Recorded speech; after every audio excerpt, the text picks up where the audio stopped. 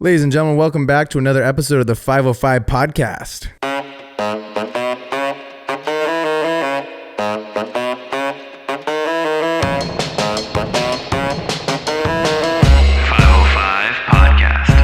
We put it in after. Oh, I thought you No. I was like, no way. No. Just like all this equipment around, and you're then just just like, played it from hey the guys, phone. real quick.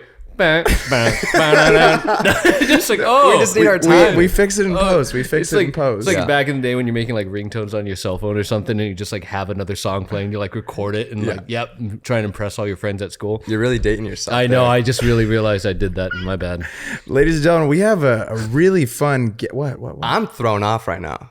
Why? Where have you been? I've been in... We've had 2 episodes without Braden. I know. It was weird. He came back for this one. Yeah, that's what it was. I flew back in here from this private island that I was at, and we just came back just for Evan Tanaka's podcast. Me and Chase have been wondering where where Braden's been, because he's been gone the last 2 podcasts, and he's been on like telling us he's with like James Bond on some island. I'm like, is my are you? roommate a I secret don't know. agent? Or I don't like- know. I did see James Bond. He's a good guy. is he? I saw him. Wow. We walked right by each other on the beach, and I just You did did the one head of nod. those. No talking.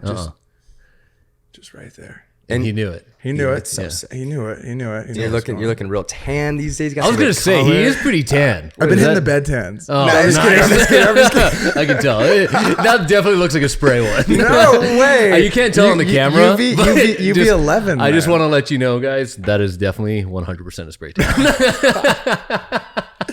I'm excited to be back though, because we haven't had a guest in a minute. Yeah. Right? And this is a really special one because we have a good friend of the podcast. He is an incredible product photography person, and he is an amazing creator. That just didn't fucking flow, and I want to go back. In product photography person. You know what? What was that? Product He's- photography person. That says it on my business Put card. that on your bio. It Put that does. in your bio. Hey, I'm Evan. I'm a product photography person. He is an amazing creator. He crushes TikTok and social media. He's just a beast of a person overall. We've known each other for a really long time. Evan Tanaka, welcome to the podcast. Wow. Welcome, baby. Welcome. Thank you for Product having me, guys. photography This is the product photography person is Yeah. here. The best product photography Person person I know. that I know personally. It might be the only photography person I know.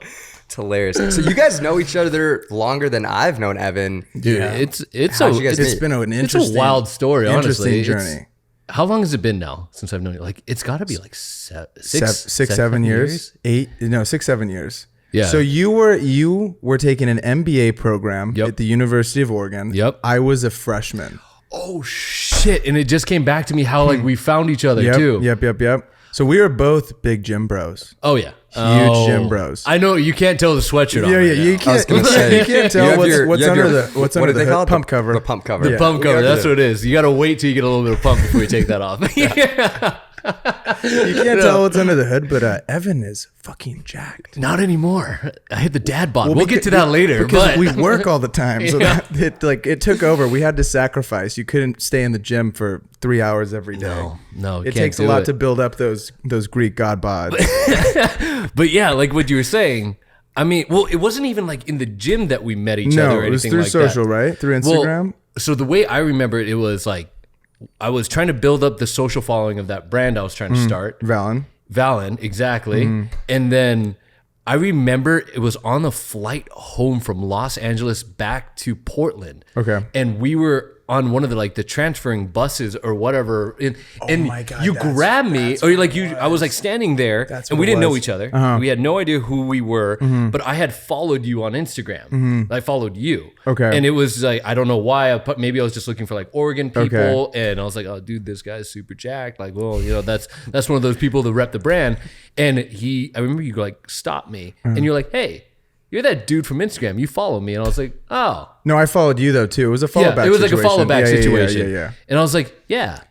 And that's how it happened, just like randomly. And then we met for like lunch or coffee or something. I think we had lunch, and I was like, "Tell me about this brand." And I was like, "I really like it. I really think it's cool." And Was it a workout brand? Is that why? It was like it was. I mean, again, dating myself. This was like back when athleisure was like on the rise. Baby, yeah, child. It was on the rise. Like everybody was getting into it, and yeah, I was starting this athleisure brand. I wanted to be a part of it. I was in the MBA program, so I was like, oh, I want to like take what I'm learning there, the marketing, business stuff, apply it to this, and then I was looking for ambassadors for the brand, and lo and behold. And so we had two buddies that were like a part of my little trio that we'd work out together. Okay. And one of them was like fucking massive. He was so jacked. What was his name? Max. Yeah. Big Max. Big Max. So we were like, we had figured out, they kicked us out of the rec a ton of times for filming in the rec center. And then we found like this private gym, and then Evan's brand was like coming up, and we were like, yo, let's go shoot at this gym. So we kept adding people like to get ambassadors from Oregon. We had some girls. Leah, I think. No, Valerie and I remember Valerie. God, what was the other girl's name? I'm totally blanking right now. Oh well, whatever. But, yeah. But that we had like a little. But crew. We had like probably like seven-ish people there. Something like that. That's dope. It was fun. So was that the first like business venture you started? That was the first business venture, and that was actually my first attempt at photography and videography. I hadn't really picked up a camera before then. So it's only been, like Braden said, 7 years. I started right around that time, and it was all out of necessity. Like it wasn't because I really wanted to. It was because I needed someone to take photos, and I was cheap as hell. Like I just worked for free, and that was it. How old were you at this point? MBA, 23, 24? No. I think I was like 25. Okay. Because then, you were a freshman. So that makes sense. Yeah. So I'm probably like 25 years old. That's so interesting. I feel like we all talked about how we were like a little bit younger picking up a camera, and it kind of started as a hobby. And yours started out as like I need a photographer, but like I don't have money to hire someone. And I mean, like, I'm not saying I was not like a creative person growing up. I was always involved with like painting, drawing, all that stuff. And I took photos just around, like it wasn't, but it was never like a career that I thought I was going to take. Sure. And it was, like you said, pure necessity. I needed content for social media. Yeah. I needed to make little advertisements. I mean, I taught myself graphic design, taught myself Premiere, taught myself Photoshop, everything. And it all started because it came out of necessity when I was about 25 years old. That's crazy. That's awesome. It's wild. And so did you graduated from the MBA program at Oregon? Yep. Okay. So talk me through, you graduated Oregon. Yep. Were you thinking like, yo, I might want to be into this creative stuff? Or are you thinking you're going more marketing, right? More of the marketing direction? More marketing direction, 100%. So the brand fizzled. My business partner and he was in San Francisco. I knew I was going to move back down to Los Angeles. And I was like, at that point, we need to make a decision. Are we going to stay together, build this business, or are we going to just have to dissolve it? Unfortunately, we dissolved it because it's just he wasn't going to move, I wasn't going to move, and it just made sense just to end it there. So, I mean, just like it doesn't matter if you're a grad school graduate or a undergrad graduate, you have that scramble, right? You're like, oh, I need a job. I just need to get a job. And I found a job at an investment firm for their marketing department. It is so crazy to see you now, to think about you in an investment firm. Oh, suit, tie, slacks, dude, every single day. Evan looks good in a suit. I bet. Let me tell you, I went to his wedding. He looks damn good in his suit. All right. A lot of days wearing suits. That maroon suit, man. Dude, it was epic. That was fire. That was fire. Can we throw like a little photo drop, right? And insert. Editor? Yeah. Me? Michael, get on that. But yeah, so that's because my career it's been all over the place. I think you probably know this. I don't know if you know this, Kostis, but like before even grad school, I thought I wanted to be an athletic trainer, a physical therapist. And then I knew after like taking my boards exam, I was like, this isn't the life for me. It wasn't creative enough. And I thought marketing was the only true like career that for creatives, because nobody else told me anything. Yeah. So I worked at an internship, got into grad school, and then got a job as the marketing director for the investment firm. Gotcha. And then I would moonlight as doing like some photo here and there, video here and there. And I don't think I got my first paying job until I was like 27. Wow. 27 and a half. That's so cool to hear, because so many of the people that listen to this podcast are like 19 and they feel like they're behind. So I think it's super refreshing to see where you're at in your career right now. Take it from this old ass mother right here. Like, you are not far. If you're 19 and you're like still trying to figure out like, do I have enough time to become a creator? Is it too late? Did I miss the boat? Hell no, like not even close. And guess what? Age is just a number. It doesn't effing matter. What I love about creatives and video and photo is that it doesn't matter how old you are. What matters is how good your work is. So if your work is good and you're 40, you're going to get hired. If your work is good and you're 15, you're going to get hired. It doesn't matter. But if your work is shit, no one's going to hire you. And what's really interesting about that too is like some people might feel like they're too late in life, and some people might even be like, yo, I'm too young, like someone might not even take me seriously or whatever. But like that's such a good point. If your work is good, like people will hire you. See it. Lead with the work. This 100%. Don't lead with the ego. Don't lead with like, oh, I'm so and so. I've shot with this brand one time. Like nobody cares. Show them the work. Let them see the work, and then just go from there. 100%. So okay, you're working at this investment firm, doing marketing. Yeah, good life lessons there. I would recommend people like doing some personal finance classes and things like that, because even in grad school, I didn't learn any of this stuff. Yeah. So I was actually really grateful to have that opportunity, but not for me. Sure. Pretty freaking boring. And then, so when I met you, we met through a mutual friend named Chris. Shout out Chris Avey. Shout out Chris Avey. Oh yeah, Braden knows him too. Chris.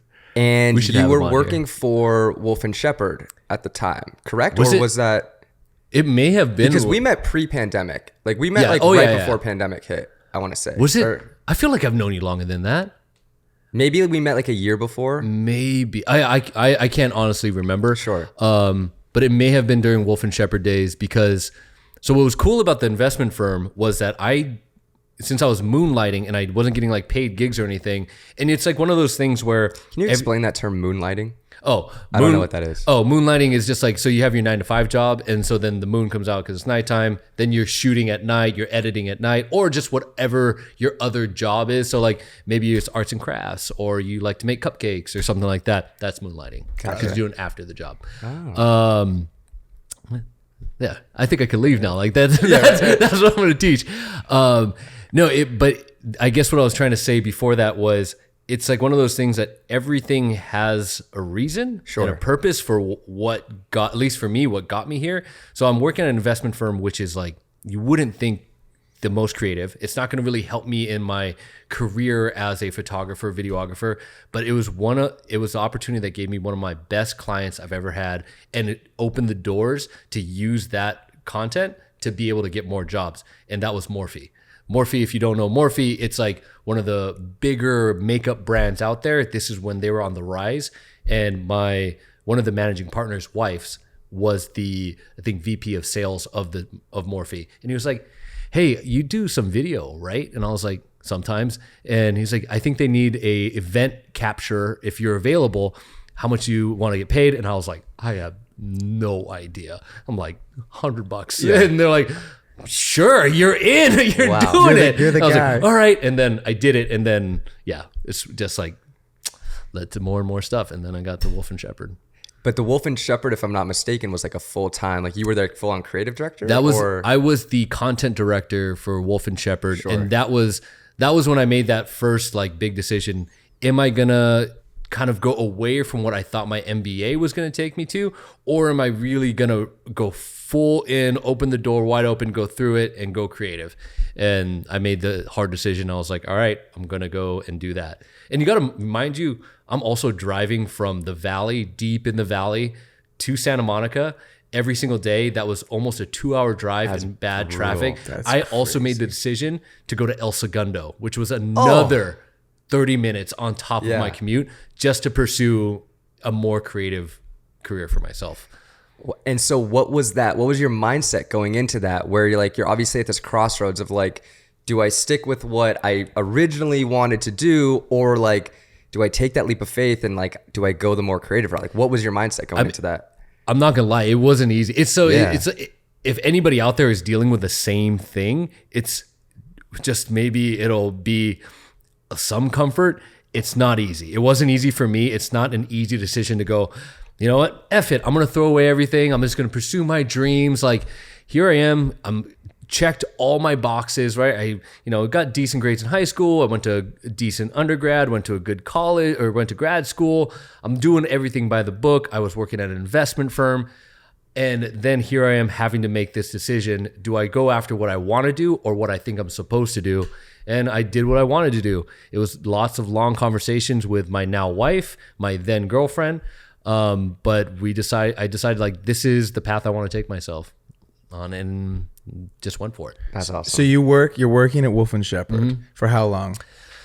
That was, I think, a year and a half, maybe a little bit longer. And that's where I really honed like the photography, creative skills, video. I had been doing a lot of stuff before that. I was working with like Threadbeast and working with Morphe, like I said, and a few other, odds and end brands here and there. And you're getting to run campaigns, right? I remember he did like a really badass campaign with Steve Nash. Yeah, that was like my big like claim to fame there. I got to put on this big photo shoot, big video shoot, directed it, produced it. That was my first like real responsible like thing and you've used that content so much well, it's like I think it was good content, but it was like something I was so proud of, totally, because I went into it so blind. I had no idea what I was doing. I mean, I had to permit things, I had to crew things, I had to figure out like crafty and schedule. And I remember we had this crazy homeless guy come and like yell at Steve Nash, and he was just like yelling at him and cursing at him. And I didn't hire security because I was like, why do we need security there? And I remember being and I know there's a YouTube video out there of this actual event. And you just see Steve Nash, the whole crew of like 40 people there, just like standing on Venice basketball courts, just like frozen. Like, what do we do? This guy's just yelling obscenities at Steve.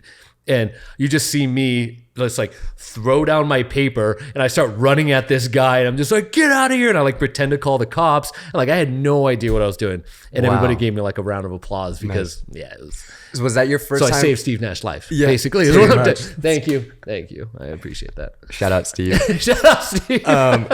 You're welcome. Yeah. Was that your first time figuring out like dealing with a big crew and figuring out permits and all that kind of stuff? Because we talk about how like, man, sometimes you don't know what the fuck you're doing, but you get an opportunity and you just gotta figure it out, man. And I think it goes back to, and I'm sure Braden, you're the same way, and Kostas, you're the same way, and like how we learned this career in itself. I mean, I know you didn't go to school for it. No. Did you go to school for it? I studied radio, TV, and film and communication, but like not. I feel like there's not even a school for this though, unless you took someone's course, but that wasn't even a thing when we got into it, like those good courses, like we're not like, a thing. You pay like $200 to get a 20 chapter course or something. No, that didn't exist. My school was YouTube.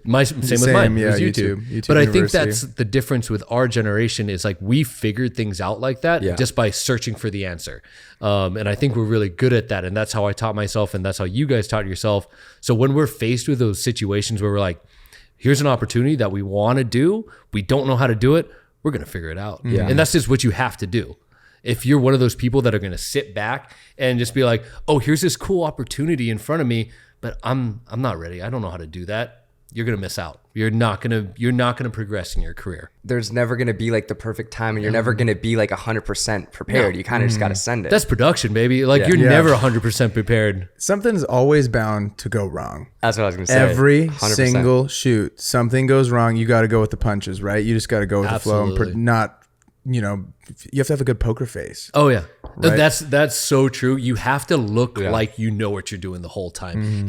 I hate it, but it's kind of true. Production is truly fake it till you make it. And when it's just, but you have to fake it well. Like, it's not just like, oh yeah, we're just going to figure it out. It's like, you better be figuring it out. Else shit's going to hit the fan. But you're right. Something's bound to happen that's going to derail you a bit. Take me through, you're at Wolf and Shepard. Okay. Pandemic hits like a freight train. Shoot, man. Okay.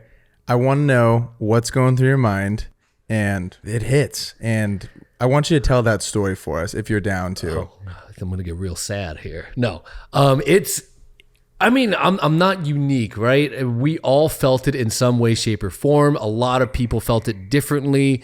For me personally, it came at a very tough time. My girlfriend and I, we had just got engaged but we were engaged yet? I should probably know this, but we were on the verge or getting engaged. But we were buying a house and we were upgrading our lives. You know, we were overextending. We were just like, we were ready for that next level. I think I was pushing 30 at the time. God, has it been that long during the pandemic? Wait, how old are you? I thought you were 30. No, man, I'm 32. The pandemic's been 2 years. That's crazy. That's fucked. Yeah. That's crazy. That's crazy. Damn. Yeah. Wild. And anyway, so it's like, we're buying this house. You look great, by the way. Thanks. You don't dude. look 32. Yeah. 25. Huh? Hell yeah. Age is just a number. Exactly. See, that's why I started with Yeah. that. It all comes full circle. It all comes full circle. And so it's like just buying a house, and here we are, we're about to move in and we're getting really excited, stressed out already. I decided, I'm like, you know what? Okay, we're going to do this. And pandemic hits. And I remember I was like, I think I was on my bachelor party. There we go. So I was engaged. I just figured it out. I was engaged because I was on my bachelor party when... This is production, baby. We figured it out. We figured it out, bro. I'm faking it till I make it. And yeah, I got let go. And the company itself, I mean, I think it went from like 20-ish people, maybe more, down to about 4 or 5 employees. Jeez. So the whole company just got obliterated because it was dress shoes. And dress shoes don't do well in a pandemic. And you can understand that. Nothing against them. They had to do what they had to do. And it was that moment of like, oh my God, here I am. Again, I checked all my boxes. What did I do wrong? And I just got let go of my job. And my family, I don't think anybody in my family has ever dealt with that. Nobody's gotten fired. It felt, even though it wasn't really like my fault, it just felt like I was doing something wrong. And so I think I went through like at least probably like a month of just like, woe is me. And I mean, it didn't hurt that we were getting the stipend and everything. So it like helped pay the bills. But I remember being pretty depressed after that because I was like, here I made this jump from a fairly, comfortable job in the investment world. And it was sustainable. If they didn't let anybody go, so I wouldn't have lost my job at that moment, but I made the jump to a creative career, and then I got let go. And then that's when I started picking up the phone, picked up my camera, and I went outside and shot in my garage, and it honestly changed my life. And I mean, I can talk all day about that. But I want to hear about. So when did you download TikTok, and what did you think of it when you downloaded it? Right, because like it's come such a long way. And I remember before the pandemic, like I had like a silly funny account, right? And I was like, you remember my silly little character guy? Yep. But that account, right? I would try and post my videos, and I didn't understand that you had to make content for said app at the time, right? I was just like posting a sick edit, and I was like, why the fuck is my sick edit not going off? Like, why are these silly videos of me making a silly, putting a headband thing on? Why is that going viral? And why are my sick videos not going viral? So take me through what's going through your mind. You download the app, like what's happening? I think I was actually really lucky when I downloaded the app, and I think Chris told me about it, and he was just like, Evan, man, you gotta get It's a great Chris. It's a great Chris. Dude, you really gotta get on this. And I was like, no, man, I don't post on Instagram. I think I had like, you're like, Chris, I'm not a fucking influencer. I'm not an influencer like you. And Chris has got his big hair. And oh man, no, you gotta do it. Just try it, man. Post all your videos. It's content. Just you kill it. And I was like, all right. So just basically shut his ass up. I download the app, and I wasn't really even posting on Instagram at that time. The brand didn't like me posting on Instagram that I was working for because they didn't want it to make it look like I was working for all these other brands. Even though I didn't have like a non-compete or anything like that, they just didn't like that. Sure. Like I remember one time I posted a photo on my Instagram account of like on my story, and it was because it was Chris and a couple other of our buddies they did a shoot for like Cuts or something like that, or Roan. They called me into the office and they're like, did you shoot this? And I was like, no, these are my friends. I was just like promoting them and saying like how great it was that they were doing it. And they're like, oh, well, if you're going to shoot things, you need to let us know. I was like, but I didn't. So, but that was the mentality there. So TikTok was an escape because nobody had TikTok at my job. So you're like, I can post whatever, and like, I can post whatever. And I had all this behind the scenes content from all my lifestyle shoots. I hadn't really done product yet, but I used all the backlog that I had, and I just said, F it. I did these shit ass like really quick cuts of behind the scenes, revealed the final photo or video that I did. And I think my first video, it didn't do very much. And it was like maybe 100 views, 200 views. And then I think 2 or 3 days later, Chris and I were together. Man, Chris is just getting so many shout outs in this. We were together and we opened up my phone. We were having Tito's tacos. And I remember this and I was just like, dude, it hit 100,000 views. And to me then, like that was insane. Yeah. Nothing on any of my platforms had ever hit something like that. And so I was like, there's something to this TikTok game. Then I started really investing into it. And then I remember I hit like 1,000 followers and then 5,000 and then 10,000, 20, 30. And then I think I remember texting you. I was like, dude, I just crossed 100,000. Yeah. Like, this is crazy. I was blown away at how consistent you were with it. You literally were like, you didn't miss a day. And I also remember we were shooting something at my mom's condo and you made the joke. You're like, opened up your app, you're like, plus 99 notifications again. Like, you're always looking for that plus 99 because it stops it right. Yeah. That's so funny. I forgot about that. But you were, you really like went all in on TikTok and yeah, like you said, it kind of like changed your life. And it goes back to what you said. It was all about consistency and kind of what you said too. It's like if you at least on TikTok, for what I was seeing too, was those high end premium edits that you would spend time, you sound design, you color grade, it would look so good. Like it just doesn't perform on there. Yeah. It was the iPhone videos that were doing the best, and that's what I focused on. And then I'd show the reveal to keep people around and consistency. I think in the beginning I was posting like 2 or 3 times a day. It's crazy. And I did it for like almost a year straight. But it was because I had so much backlog. And you also had a lot of time. And I had a lot of time. Yeah. And so following, and when I got fired and it was just like sitting around the house, that's when I couldn't do my lifestyle stuff anymore because I did primarily all lifestyle video, photos. And I was like, I can't get a hold of models. I can't go outside and shoot. We're all in this lockdown. What can I do? And I was like, I can shoot product. And I'd done a little bit at Wolf and Shepard and I wasn't making any money, so it had to be cheap. I remember the first one I did was, I think, Kit Kat. And it was because I walked down the aisle of like Ralph's or something like that, 99-cent Kit Kat. I just grabbed it and then I took it home with some chocolate milk and I just made this little video and boom, went off. And I was like, all right, let me try that again. Did something with a strawberry. I was like, that hit. All right, let's do it again. I had a toy car and I was like, I did this light painting thing. And I just started to keep on doing things. And then I think the big turning moment was White Claw. That was the big one. Oh, White Claw 8. And then you ended up working with White Claw. Then I ended up working with White Claw. I helped you shoot something for White Claw. Yeah, I also helped you shoot something for White Claw. Shout out White Claw. Shout out White Claw. Yeah, sponsor 505, please. Yeah, right. That's crazy, dude. So, I mean, it was just such a...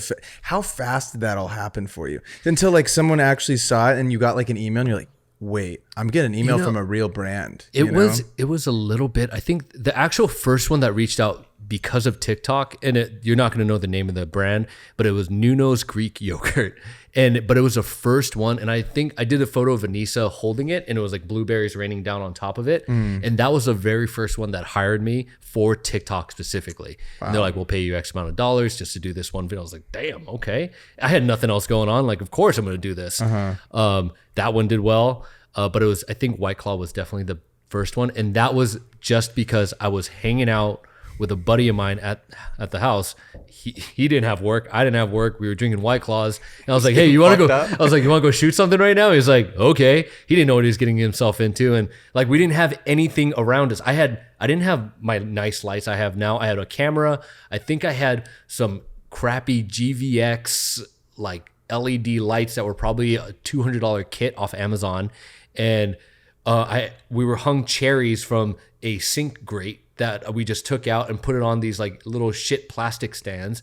No, not expensive equipment. Is this the one that you like flip up and made? Oh no. Oh, okay. That's something else. Oh. But you know, like the grates in your sink that like separate your dishes from touching the bottom of it. So it was one of those. And I just like duct taped it and then hung cherries from it. Gotcha. And then I made him stand on either side of the White Claw and we took like 20 photos of just throwing water at it. And then I took that photo, and this was a little bit more of like here, let me teach you young kids, LinkedIn isn't dead. You should probably still keep on it. I took that photo after it kind of went viral. It hit like 2 million views or something like that. And I was like, White Claw needs to see this. So I took that photo and I went on LinkedIn and I searched White Claw and I went down the employee list and I found every single person that was like brand manager, social media, anything that related to that. And I sent it to them with an email, separate emails, and just directly sent it to them on LinkedIn. Nothing went for, like, I didn't hear anything back from a while. And then finally one person hit me back up and said, hey, we saw this. We were trying to figure out how to get in touch with you. So happy you reached out. Let's get you in touch with our agency.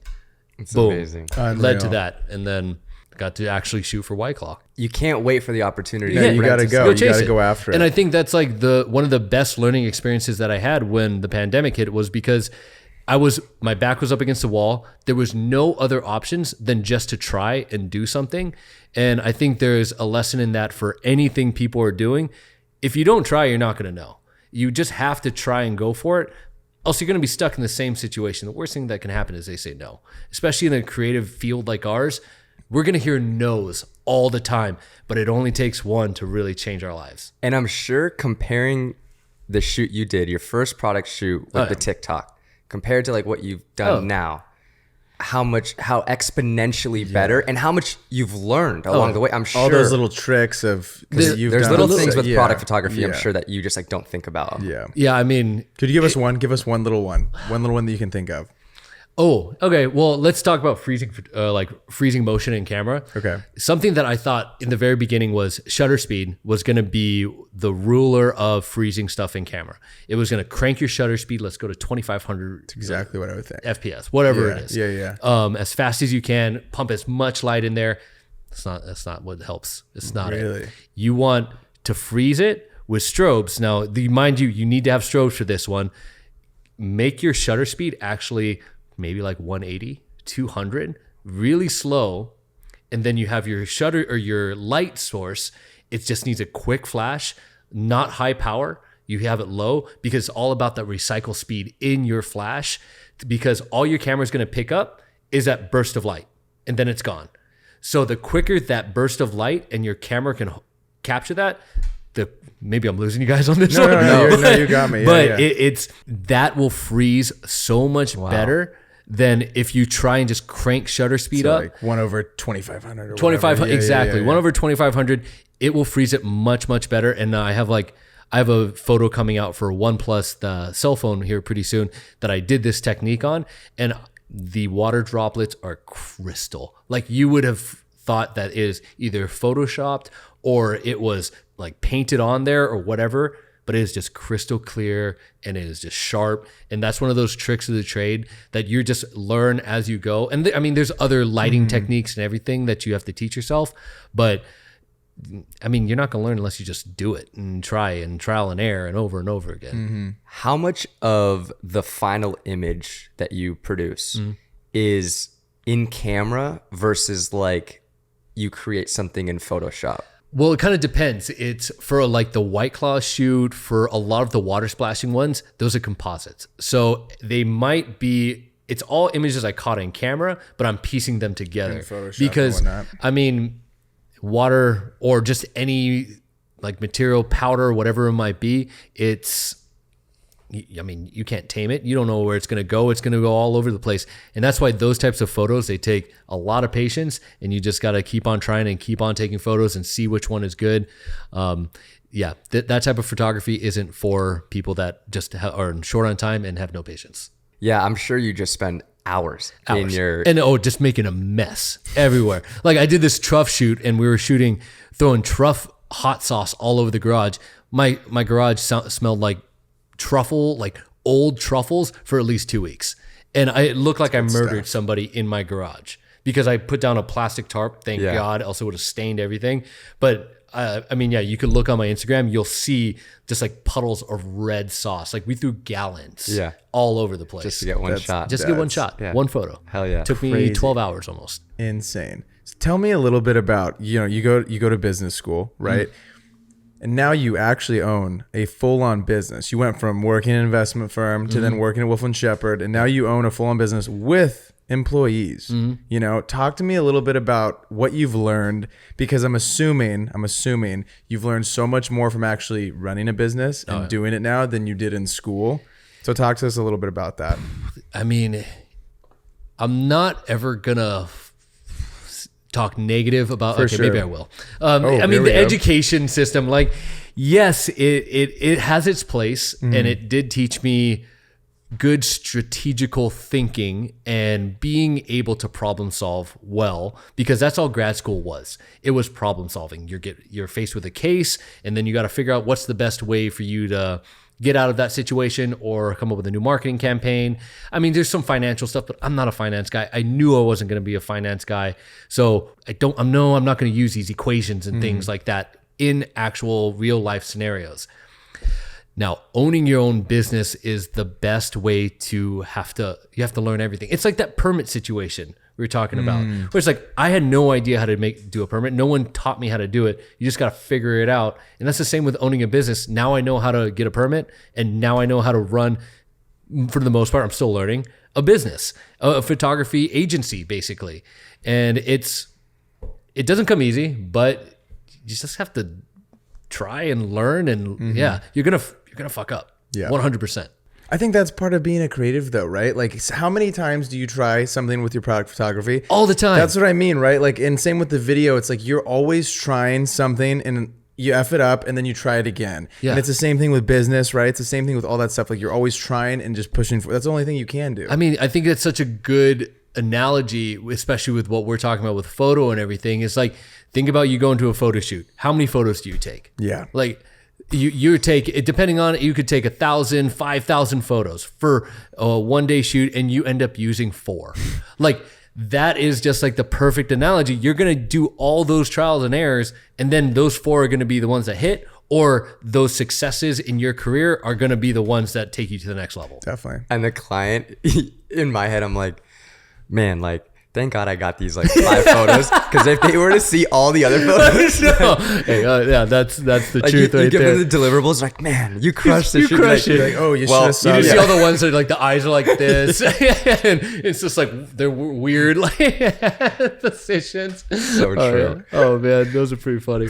So do you have advice for someone who has the mindset of, maybe they are doing freelance right now, but have, a vision of creating something bigger, a full-on company, Or they're having doing employees? the moonlighting thing, because that's a lot of people. A lot of people have to do the 9 to 5. That's like I feel like most creatives do the 9 to 5, and then they do the moonlighting thing, and then they eventually take that leap of faith and transition into it. I think it's tough, because I actually probably will say that I'm more on the conservative side than most people. Like, you'll have people on this podcast 100% that will be like, just go after your dream. Just do it. You have to try. You have to do all these things. And this is what you're meant to do. So F everything else and just go for it. Drop everything you're doing. And I don't believe that. I actually think that there should, if you're able to, have a little bit of security. And that's my conservative side speaking. Maybe that's because of how I was raised. Like, that's the whole reason I went to school, even though I didn't use my degree like directly. I wanted security for myself, and now obviously for like my family. And that's how I approach things. It's because I'm going to go after what I want, but I'm not going to do it recklessly. So that would be my advice to anybody that's moonlighting right now. There did come a time in my Wolf and Shepard career where my moonlight, because I was still moonlighting at Wolf and Shepard, I was making more than my salary. And that was when I decided, like, this is a possibility. Now, the pandemic gave me the kick in my ass that I needed just to make it happen. But that was on my transition anyways, where I was like, I'm ready to take this on. This makes sense in my career. But I wouldn't, in my opinion, I wouldn't throw away everything just because you have a dream. Dreams are good, but have a little bit of security. I think that's fair. I think, that's super fair. I totally agree with you. I think that it's really important to like save your money and have like 3 or 4 months of bills saved up, to where if you do go out and you're like, because so many times I get those DMs where kids are like, I want to move to LA. I'm like, you're coming to the fucking hot spot. Yeah. Everyone's good here. Big dogs. There's a lot of work, but there's a lot of us here, good man. people. There's a lot of all the good people are here in New York, So it's like you're coming to like a hot spot where if you don't have stuff set up, you better be prepared to be like punched in the face 100%. A little bit and like have your money saved up. It's a grind. Yeah, 100%. And that's such a hard part about being a creative is like the inconsistency of being like, yo, I don't know where my next check is coming from. Yeah, totally. And I think a key for being a creative and having that security is retainer clients. If you can lock in one or two people that you're like, hey, I have a 3 to 6 month contract, maybe a full year contract where I know I can rely on this money. And that gives you a little bit more security if you're transitioning from like a 9 to 5. For sure. And I feel like you have good, like you've been good at that. You've been able to like get those retainer clients. Cause that's actually something that in my career, I really never had. Like I might've worked with them consistently, but it was never a quote unquote retainer. Yeah. I feel like I got pretty lucky, specifically through the pandemic. I had one specific retainer client. I knew I was going to get like brand deals here and there, but also when the pandemic hit, I was like, I feel like brands are going to pull back on their marketing budget. You never know. Yeah. I was working with a real estate agent, and he kept me through the entire pandemic, and I still work with him today. And like, I'm so grateful for that because that allowed me to have the consistent income that I knew I could rely on. And then a few like longer term brand deal partnerships came about, and I was like, I knew I was going to make enough money to be able to like move out of my mom's spot and move in here. And then once I moved out, we've talked about this on the podcast, but like when I did make that leap of faith, so many more doors open. And like, I feel like I've grown so much, and we talk about this all the time, like moving out and taking that leap with the like security of knowing like, hey, I'm going to have enough to like live, rent. Yep. Some months have been harder than others, but making that leap, man, is sometimes so necessary to like, kind of like you said, it's like a kick in the butt. You're like, you have no other choice. Your back's up against the wall. Like, what are you going to do? Exactly. When it comes down to it, it's just like, I think the best results come out of people that it comes out of a necessity. It's not even like oh, that would be nice if I worked for them. That would be nice if I got that opportunity. It's just like, I need that opportunity. I need to have it, because if I don't, I'm not going to pay my rent next month. Yeah. And that's the freelance life for sure. How often now do you even, because like, okay, do you shoot for fun? Out of curiosity, rarely. How often do we realistically shoot for fun? Maybe once a week, I went to Palm Springs like 2 or 3 weeks ago. Must be nice. Just to go shoot like a day. I went with my buddy Josh and Arthur. Oh yeah, I remember when you went there. And we're like, yo, let's just go take photos of like mid-century modern homes and like just go explore, take some film photos. And I was like, man, I haven't done this in a really long time. Yeah. I rarely get to shoot for fun. Do you get to shoot for fun? It's rare, man. I really try to get out there and do something, but yeah, it's not very often that I get the chance. And now, are you making your TikToks, or do you have an editor now that's making those? I still do it, man. So you're making the talks every day. I wish I was more consistent on TikTok. It's actually transitioned more to Instagram now. Okay. So I've put more focus on Instagram, and I there's a good place for both. But TikTok was great to get me off the floor into social media, but I still see a huge traction from brands from Instagram. It's almost like TikTok world, it's still like the little stepbrother to the social media giant, which is Instagram, where you like your follower count on TikTok versus Instagram, you could have 500,000 followers on TikTok. That's fair. But if you have 100,000 on Instagram, it actually has more clout and weight. 100%. And I think that's because of how long the organic growth has gone, and the organic growth isn't the same like it was on TikTok in the very beginning. So that's why I think I've transitioned more onto the Instagram side to be a little bit more professional. So it's hard to spend enough time on both platforms. I've even tried YouTube, but shit, that's hard. YouTube is so hard. The fact that you even have been cranking out YouTube videos. You've been doing what, like once every... I try once a month. I tried to make a deal with myself to do once a week, and that lasted 1 week. yeah, dude. But shorts, like I did do shorts. Have been working solid for you? You know, I've done shorts. You know, I got a deal with YouTube for a while, and we were doing shorts together. Because they were really pushing their platform. So I do think there's a lot of space to grow with shorts, because it does help your following. That's also another thing I wanted to touch on is you, for a really long time, were running a business and doing photography just as like a photographer and doing video. Now, because you've grown a following on Instagram and TikTok, you've stepped into that influencer side. So how's that been? It's not it sounds way different when you put on both ears here. I was doing the one ear. I thought I was like, that's really cool. And then I put the both ears on. I was like, oh, damn, I can really hear myself on this one. Sorry. Yeah, stepping into the influencer world, it kind of goes back to the story that we were talking about earlier. It's like, I'm not an influencer. I never looked at myself as an influencer. but I'm not gonna lie, it's kind of nice being an influencer. That bread is kind of nice. But it's just, I shouldn't say that. It's more of like, there's different avenues for, my career. And your business, right? It's a whole nother pillar. And that's how I kind of view it. As long as my quote unquote influencer platform or influencer pillar doesn't interfere with my professional goals, because that to me is number one. Influencer, whether you want to call it that or not, or just having a following is probably better. Content creator, social media, whatever. It's secondary to what I want to accomplish, which is creating an agency that's able to fuel creativity for new content creators coming up that I'm able to utilize and make amazing content for different brands. And that's the goal. And I want to create a space for that. And that's the future. Now, as long as the pillar of my social media following doesn't interfere with that, I will still pursue it. And it's a great, nice to have. I'm happy to do like the giveaways, and I get to work with some really awesome people, super creative people. I'm now working with B&H. I've been working with Sony. So I work with Aperture.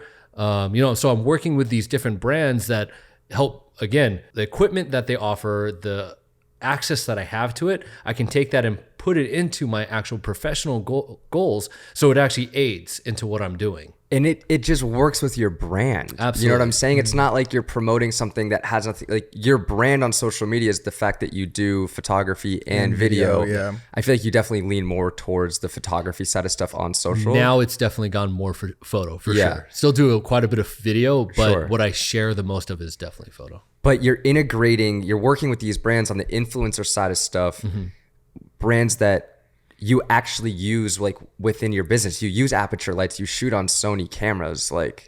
And it's really nice too, because it puts me in a very interesting space where, and there's a few other creators out there that are similar to me that I think, and it puts us in this space where we can create great content, but we can also be a good marketing tool for them. And I think that's another added value that not many people can offer. And I think brands see that and they like that. So for me personally, it's awesome when I find brands, especially smaller startups like Chubby's. Chubby's Organics was awesome. They came to me. I knew them through a mutual friend, and they're like, we want to make some content with you. And I just really like their product and I want to help promote it. So I can do that on two fronts with them. So, maybe the budgets aren't huge, but I get to work really closely with a up and coming brand, and I can help them grow and be with them very long term. That's dope. You get to build those relationships. That's another big thing. I think any brand that is looking to do like influencer marketing, I've done one-off deals, I've done partnerships that are like long-term. I think anytime you can work with one creator on a consistent basis and have them introduce your brand to their audience, multiple touches, that's just like the most effective. Especially when it's organic. Exactly. Because people are smart nowadays. Yeah. So they're not going to get fooled by the social media ads. Yeah. They're not going to just be like, hey, I'm in the morning taking my vitamins or something. It's just like nobody's buying it. They'll swipe right past it. But if you can integrate it, and you actually use it too, and you actually use it, and it doesn't become like a salesy thing, and it's just like, oh, you like this, the setup. We're using Aperture lights. Shout out Aperture. Let's get this podcast sponsored. Yeah, we could use another 300. We needed that. Maybe 600. It's like you could have it in the background and they 100%. See it. And it's just like you're just using it. And that's the equipment that is reliable,